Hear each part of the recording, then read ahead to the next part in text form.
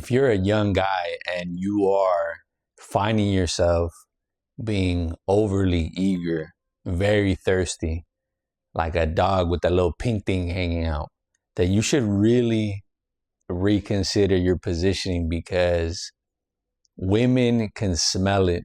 They can see it on you, that from 5 feet away. Even you don't even have to get that close for them to smell how thirsty you are.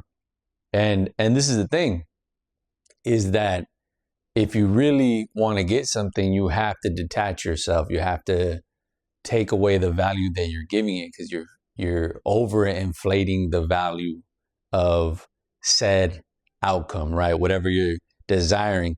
But in this case, right, you need to pivot away from wanting women so badly and instead wanting accomplishments more so than women.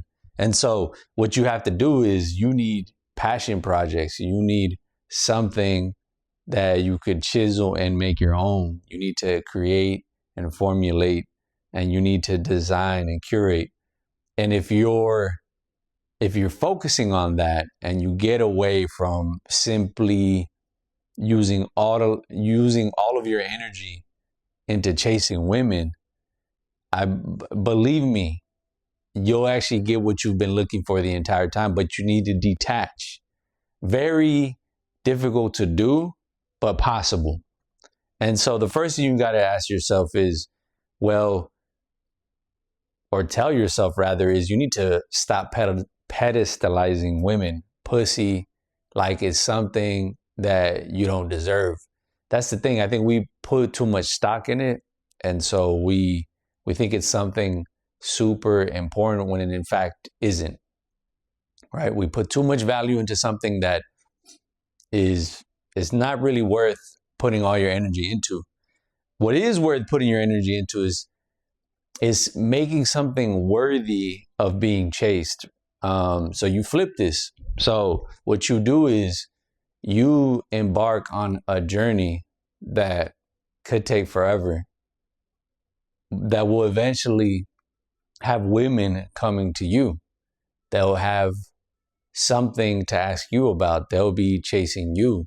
And I think the reason that happens is because women are attracted to men that are into things other than them, right? If you make your sole purpose in life a woman, you are doomed from the start. Because if you study any man of any sort of lineage, someone with an impressive resume, what you'll notice is that these guys, they left it all out on the line for something outside of themselves, right? People will call that legacy. But if you look at those guys, right, these guys that, on the outside weren't the prettiest, but they made up for it in what? In having this character, right? Having a heart of gold, in making something from nothing. I think that is like the alchemy of man. And that is what you should put your energy into. And so you essentially, you transmutate, right, that thirst into something nourishing. And in turn, you'll be rewarded if the prize is a beautiful woman at the end of it, or many beautiful women at the end of it, then you'll get that. You'll get more than you bargained for if you decide to kind of pivot and make something worthy of being asked about, of being looked for and sought after. And I think that's the major difference. That's what you need to do. And in fact, I would have wished for somebody to have told me that when I was younger, like, hey, buddy, slow down. Don't orient your entire identity and reason for being around women.